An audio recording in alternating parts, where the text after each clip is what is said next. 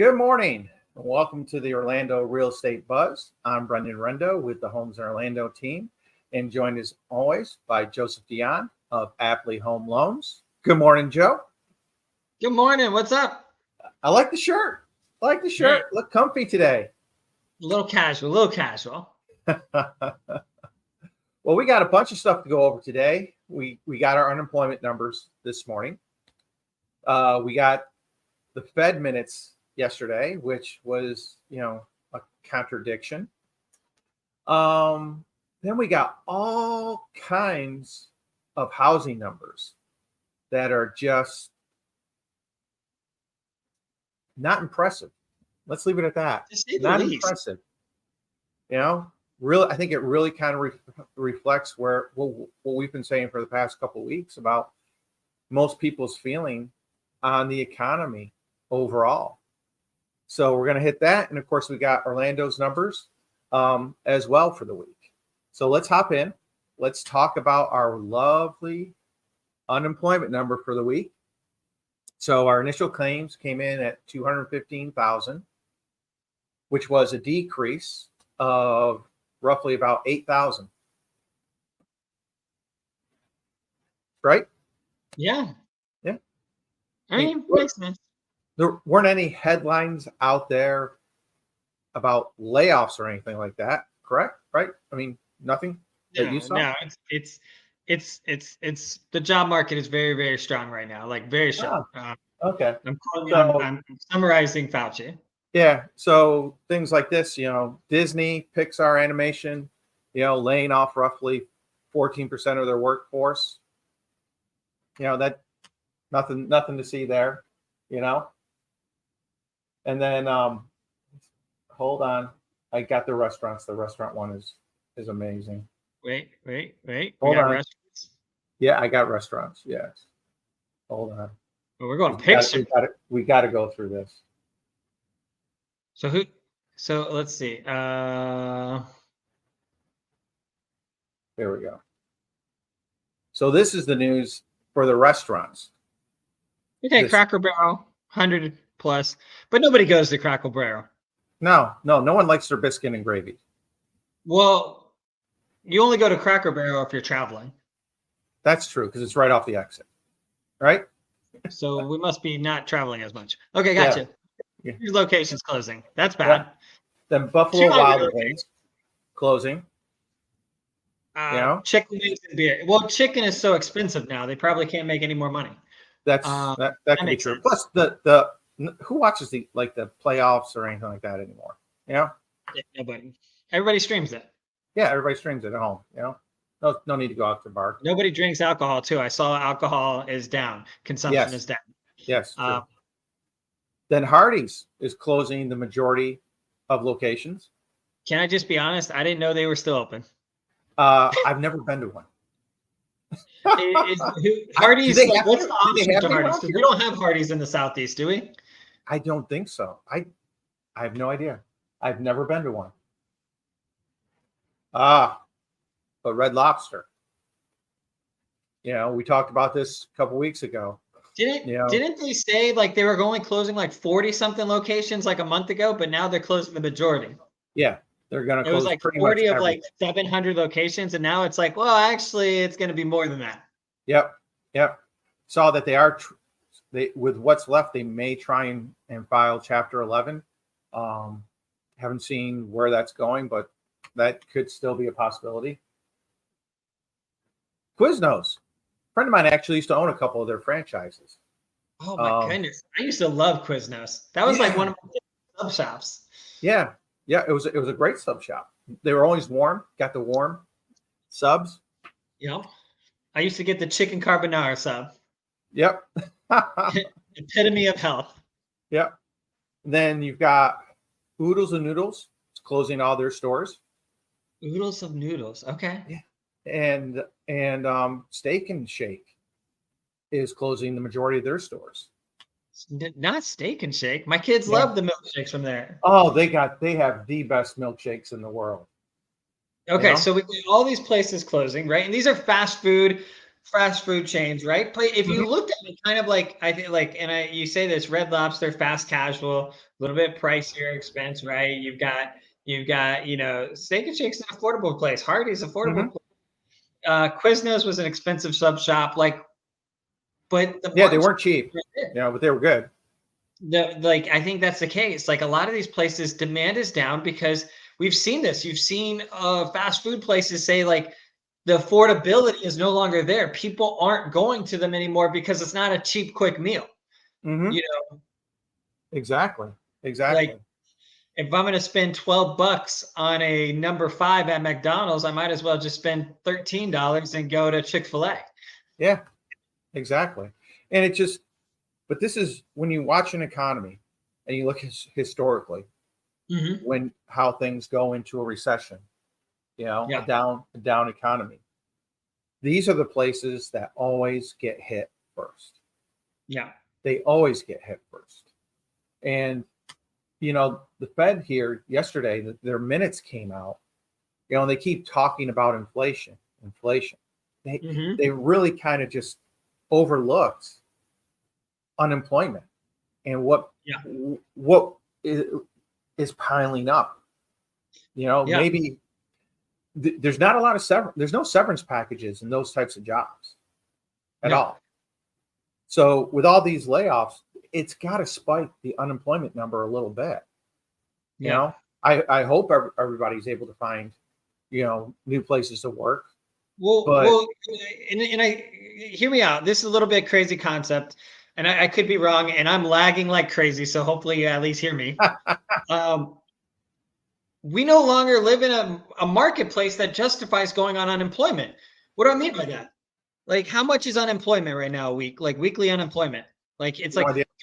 350, 400. Um, unemployment. I'm gonna say this employment rate for.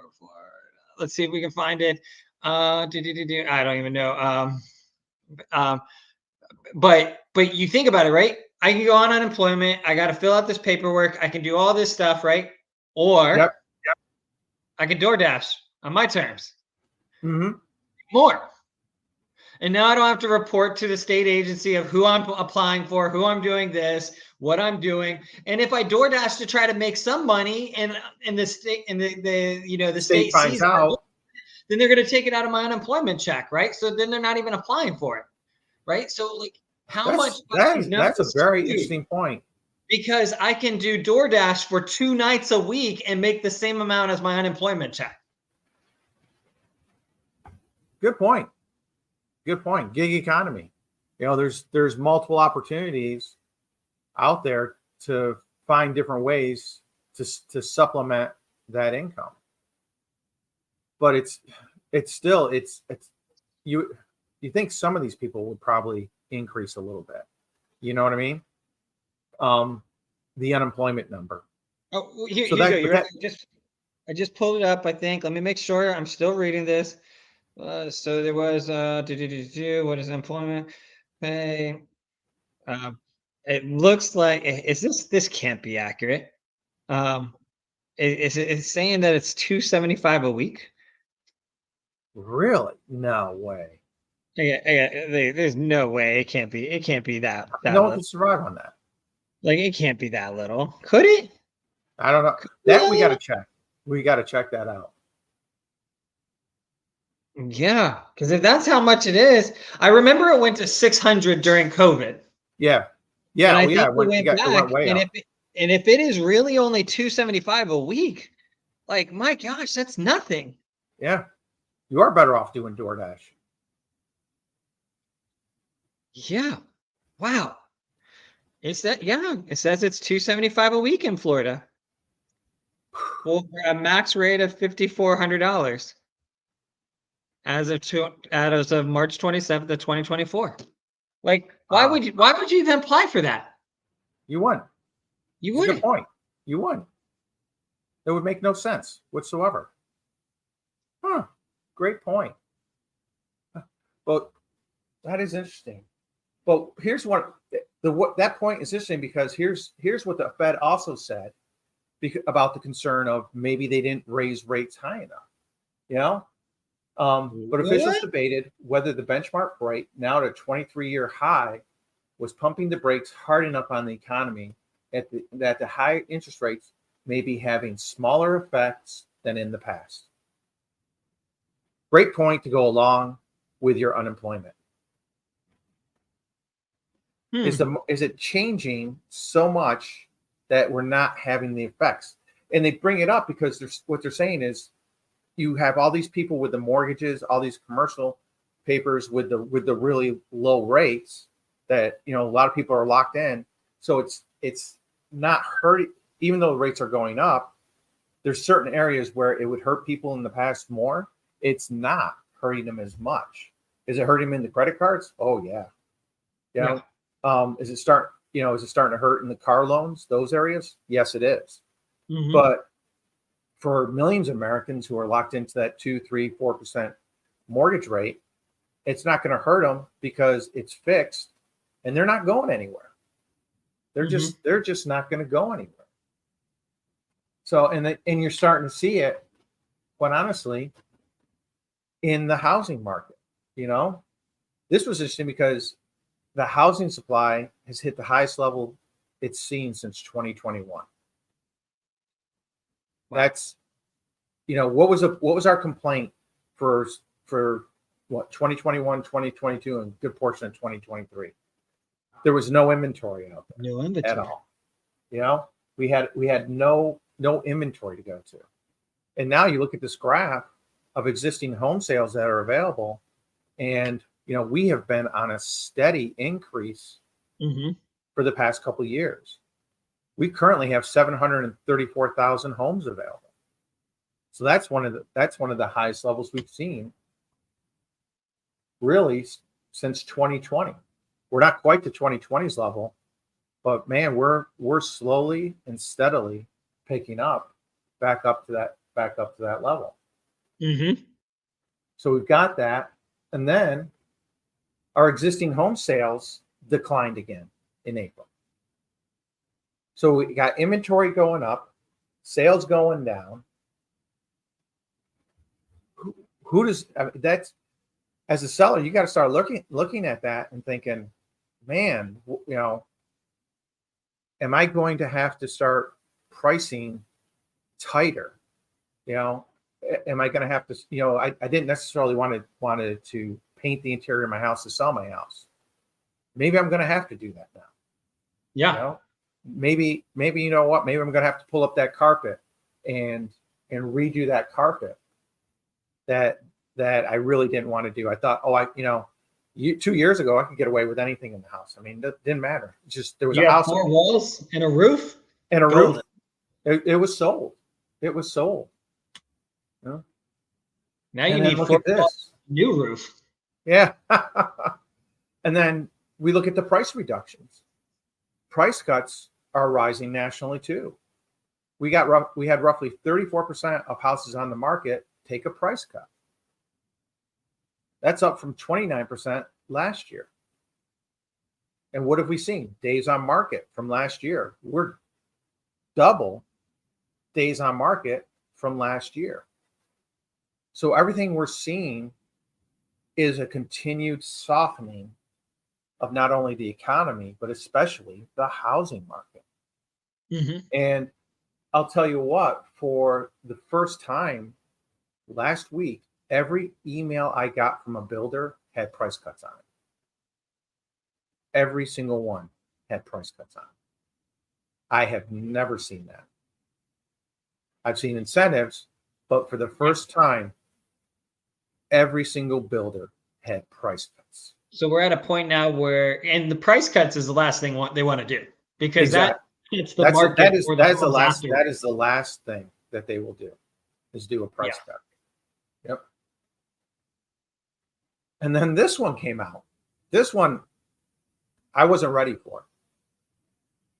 And this is according to Fitch Ratings, you know, one of the top rating companies in the world. And they're saying that currently most homes in the US are overvalued by 10%. How did they come up with that? Why are we saying overvalued by 10%? I don't know.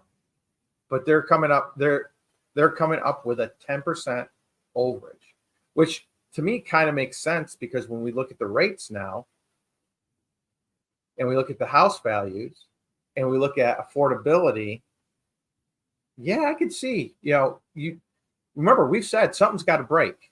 Something's got to break. True. It's either got to be the interest rates Yeah. or it's got to be the prices. Yeah. This is saying it's the prices. That the prices really have got to come down at least 10%. Yeah. In order to level things out. So that's an interesting one. And then we've got vacation home demand. These are the second homes. These are the Airbnbs that are out there. We're seeing that demand is now hitting a 6-year low as well. So it's just a lot of news that's out there in the housing market that is saying that, we're in for a continued rough time over the next, I would say, year or so at least, until the Fed comes up with some reason to cut rates. And I don't know, I'm starting to wonder if they're waiting for the unemployment rate to bounce up to be able to justify. Hey, I don't know.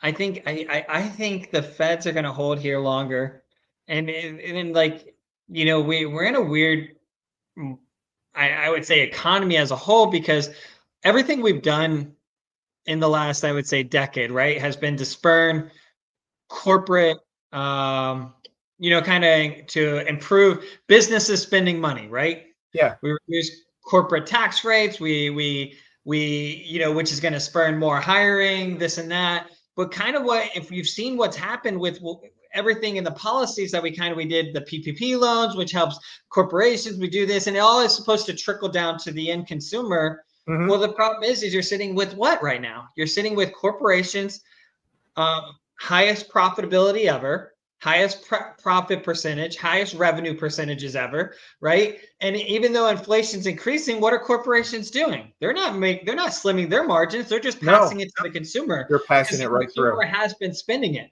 right? So the consumer is getting pinched in all of this. Like, you and me, the average person, what's going to change there? I don't know.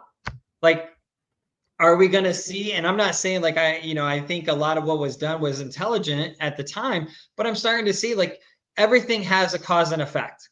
Yes. And we're at a point now where all the good that we saw, well, now we're going to see the negative from that now. And how much we see, well, that's going to depend on what these businesses do. And I can tell you what, if you're if you're a multi-billionaire, you're not trying to lose those billions. Nope. Right? Nope. It's like, and we said this before, and I said the have and the have-nots will widen further and further. And that's really what you're seeing. Is that bigger spread overall? Yeah. And I know when you're sitting there trying to figure out how to put somebody into a house, and you're crunching those numbers, it can get very frustrating because you want to help these people. And then you can only get them qualified for 300, and there's nothing there, and you've got to get them, even getting them to 350, can be tough. And then you're sitting and you're watching the rate market, because hey, if the rates come down 0.25%, all of a sudden I can make it work for them. And then so now we've got this window of, okay, Joe, let's lock it in for 30 days and let's go hammer it. Let's make sure they're all set up, all their paperwork's done. Guys, hey, we can lock you in today. It gives us, we can lock for 30 or 45 days, but we're going to have to get out there and we're going to have to find the right house. So it's making it tough in a lot of situations to really, help the people. And I can't tell you how many this blows my mind. How many build to rent developments are popping up around Orlando right now? Yep. There's one, my mom lives in Mount Dora. Taylor Morrison's going to be building a brand new one. They just got it approved up in Mount Dora, build to rent. There's one out by Apopka Airport, build to rent. There's a new one going up in Deltona, build to rent. But all 50 states right now, it's actually cheaper to rent than it is to own. Don't say that. It's actually true. It's frustrating. I mean, when you're sitting there going, okay, I can have a $3,000 rental payment or pay $4,500 in a mortgage payment. People weigh that, and it's gonna hold back a number of people from buying that home. Yeah. And especially like you see some of the stuff in the news, like it's really, really hard to confidently go it's hard to be like, what direction makes the most sense? And then you get a little bit of paralysis of, okay, I'm just going to sit on the sideline. Yep. Like, I don't want to make a decision.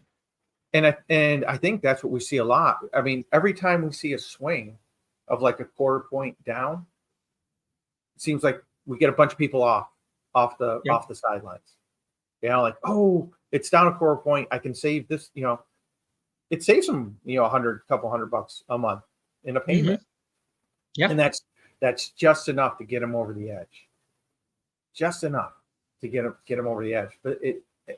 But you can feel the bent up frustration. I think that's one reason why we're seeing more homes hit the market as well, is because these sellers have held off as long as they possibly can. And now, okay, I've got to sell. I actually have to sell. And I think that's why we've seen the inventory go up.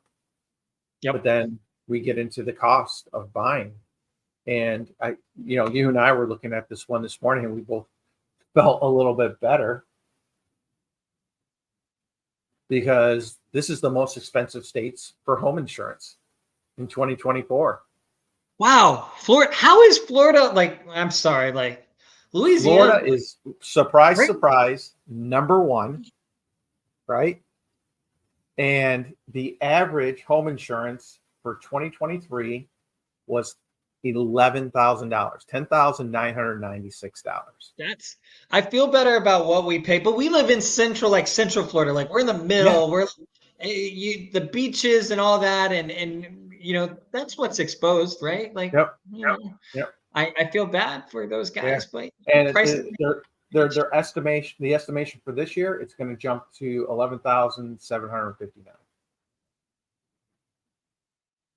Yeah. So over a $750 increase in a year. So pray we don't have a storm this year, because that's going to go higher. Yeah. Well, I think what we're going to see is and we're going to continue to see. I think if we don't even see a storm, we're going to see it go higher. Yeah. So I was talking to an insurance agent, and I'd love to, and this is something, Brendan, that I think would be really good for you to get some more info on. But the state and federally caps how much people can increase property taxes, or not property taxes, homeowners insurance rates, right? Okay. So they can only increase them a certain amount every year, right? So somebody sat there and said, well, why do you think insurance companies enter and leave markets so frequently? Because if you completely leave the market, when you come back to said market, you now get to reset your base. Your prices. So if it got more expensive, you're not stuck to that lower rate. So I think what we're going to continue to see in Florida, in my mind, is I think we're going to continue to see companies exit and enter, and we're going to see a revolving door for a little bit until they get that. I mean, they're already at stupid high amounts, but again, these are companies like, what do we say? Insurance companies aren't there to protect the homeowners. No, they're there to make a profit. Yep. Anybody that thinks insurance is there to protect you is stupid. No, they're there to make a profit. Yep. And here's the key. How are they going to make sure they make a profit? Well, they got to make sure they're getting the most premiums possible. So when they have a storm or something and they have a payout, it's a reason for them to get out, to Yep. wait to create a new subsidy, because a lot of these companies, if you look back, they're just subsidies and they're owned by bigger insurance companies. So you got Yes. these tiny little insurance companies that you're like, who the heck are you? But you end up finding out, if you follow the paper trail, that they're actually owned by one of these major players. Yep. But they're It's able to it's reset it's the market. it's called a reinsurance market, and Yep. it's amazing because the policy is reinsured and reinsured and reinsured and reinsured and reinsured. My former father-in-law was executive for Blue Cross Blue Shield, and he explained it to me one day. I'm like, holy cow! Because health insurance is the same way. Is they paid the policy, but they actually bought their own policies to reinsure their policies, so that, and those people bought to reinsure their policies, so that it was just okay. I don't really get it, but I get it. You know what I mean? Yep. It's just absolutely amazing. But that's, I mean, you look at us. I mean, we're on average, what is that? About $3,000 higher than the next highest state, Yeah. which is Louisiana, which I can understand because they get hit with a lot of storms as well. Yep. So Oklahoma, tornadoes, Texas. yeah, Texas. I don't know why Texas. I guess storms. I guess they have been getting a lot of bad storms. A Yeah, lot of flood hail. stuff. Those Oh. hailstorms. So, well, let's hop into our numbers for the week for Orlando. Really kind of just a very steady week. We had 423 sales for the week. You know, not much change from the previous week. This was interesting that the number of foreclosure transactions jumped to 5. Interesting. That's the biggest number I've seen in a couple of years.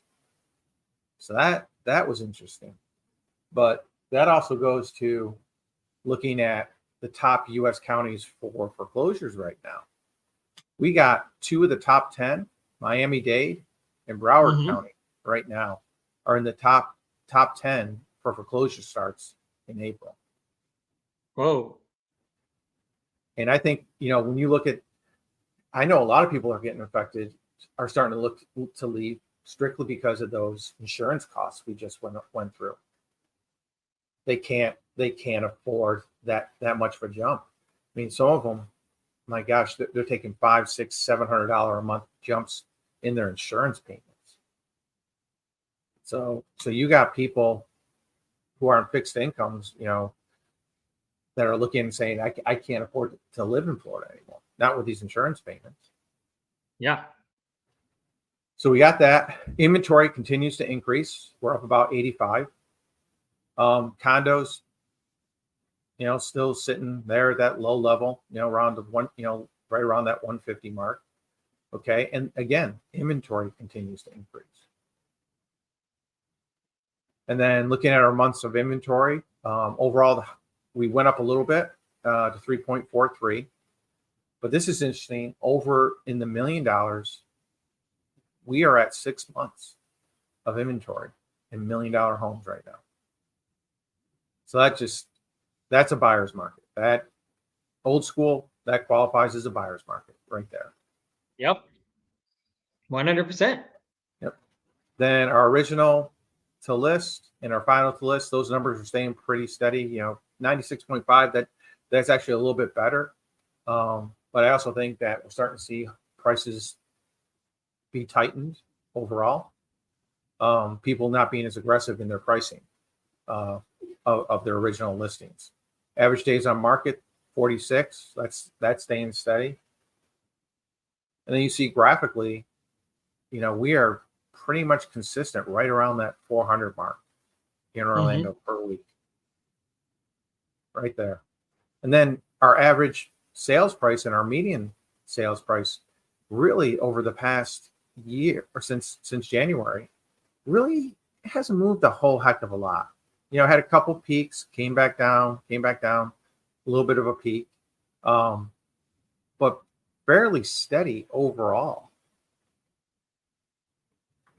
And you see again, average days on market, you know, start to hit that spring, you expect this to drop a little bit, but then the inventory, we're up over 15% since January. That's good, solid increase in the number of homes that are available. And this doesn't count remember, this doesn't count the builder's inventory either, because a lot of that isn't in the MLS. Mm-hmm. Hop into the condo market, months of inventory, right there, 4.97, almost 5 months worth of inventory. Then look up here at the 500 to a million. You've got almost 10 months of inventory Wow. in that price range. There's nothing selling up there. You got 329 active listings in that price range. And man, they are not selling. Better have a nice home. Yep. Days on market did drop a little bit. That could be some of the newer listings that came out, better quality than what we've seen sitting on the market. Then weekly sales, again, you see, right there, 129. We kind of come up a little bit to about 150. That's a little bit better overall, but not where you see a real average market in Orlando. And it's happening all over Florida. I mean, it's not just here. All the condos throughout Florida are just in the doldrums, absolute doldrums, sales wise. Then look at this inventory graph. Woo! It's like going up a roller coaster, getting ready to go over the other side. 27% increase in condo inventory since the beginning of the year. That's a lot of homes. Yeah. That's a lot of homes. So that's where our market is this week. We'll see what economic news comes out next week. It's going to be an interesting summer, I think, Joe. I think it's going to be a very interesting summer, especially as we get closer to the election. Mm-hmm. Be interesting to see what happens. What do we have? We got manufacturing numbers coming out in a few minutes, I think. Or no, they already came out. New home sales already came out. What's up? I guess the next one is going to be Fed Bostic going to be doing a little Q&A at 3, 4, 5 p.m. Well, let's see how it swings. NVIDIA came out last night. Yeah. And everybody was partying like it was 1999. I think, it was funny. You saw NVIDIA pretty much everybody was waiting for it, right? Yep. SPY, you take S&P 500 was actually red yesterday on the Feds saying that, hey, rates will be higher for longer. We don't have inflation control, like all the minute notes. Yep. And then NVIDIA didn't just wipe it out, but the market opened up almost 1% this morning, the S&P 500. Yep. And that was on NVIDIA news. And NVIDIA's holding firm, but everything else seems to be selling off. So it's amazing how one company has that much power over the market right now, isn't it? Yeah. Well, it's that tech sector right now, right? Yep. So, AI. Yep. So AI. It's going to be really interesting to see how much longer that we see the markets propped up. You still look at it. JP Morgan Chase, their analysts are still predicting up to a 20% pullback in the S&P 500 within the year. Mm-hmm. Citi came out last night with some very interesting warnings about where they could see things going. I know Jamie Dimon keeps like, hey guys, hey, come on, wake up. And nobody wants to seem to actually listen to him. I get it. It's tough. You want the market to keep going up, right? Mm-hmm. There are a lot of people's retirements that are tight. And you think about S&P 500, all these ETFs, this is where everybody's 401k money is going. Yep. These things, they have to keep pumping, because what happens, and let's be real, what happens if SPY goes down 20% and you see people's 401k slashed? Now, everybody's going to forget that they saw 40% growth in SPY in the last year, right? Yeah. They're going to forget those type of things, but it's going to feel like it's oh, I had 1 million, now I have 800. 800, yep. It's no different than the people with these homes who made $300,000, $400,000 on their home, and we had a little pullback, and they lost they lost something they never had, like $50,000, and you're going to make 350. I wanted 4. Well, you're making 350, but I wanted 4. You wanted 4, but you've only owned the house for 3 years. You're up 90%. Yeah, you're. All right, So- everyone. Thank you so much for joining us. Please like, subscribe, join us again next Thursday. We look forward to having you with us. Have a wonderful day. Take care. Knock it out, guys.